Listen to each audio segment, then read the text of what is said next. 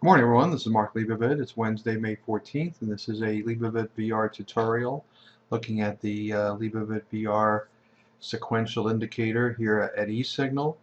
We're looking at the dollar index ETF, which is ticker symbol UUP, and just giving you a sense of what our technical work said in the last few days regarding this current rally in the US dollar index.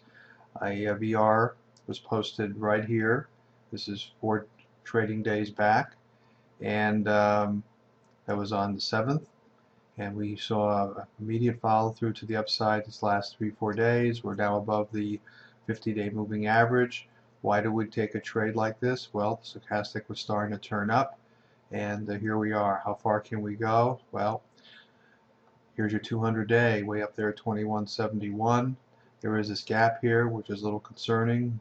1, 2, 3, 4 or 5 days already to the upside, and we're getting a little extended here. It looks higher, but I would wait for a bit of a pullback. So the trigger was this LEIBOVIT positive VR. Just to give you a sense of how the others are working and how I use the 533 stochastic. If you have a negative VR, as you have here, and the stochastic's in a downtrend, I tend to take the trade, and this would have worked out. Here's a positive VR here on the sequential, but the stochastic was in a downtrend. I would not have taken that trade. Here's one where I would have, negative VR. We did see follow through, and the stochastic was down, just to give you some rough guidelines how I use the indicator. Now again, we're looking at the sequential. There's two other versions of this, the directional and the 2-day. Both are available here on eSignal. I want to show you something else this morning. We really haven't gotten into this in our previous videos, but we have the watch list, which is a very powerful tool.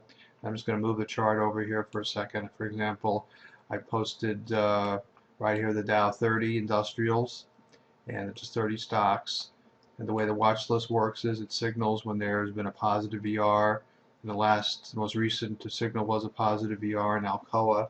But when there's a P following the signal, whether it's red down or green up, it means that it occurred on the current trading day. So in ABBV, there was, I'll click on the chart now, and you'll see here, there was one that occurred on Tuesday. We also had one a couple days prior to that.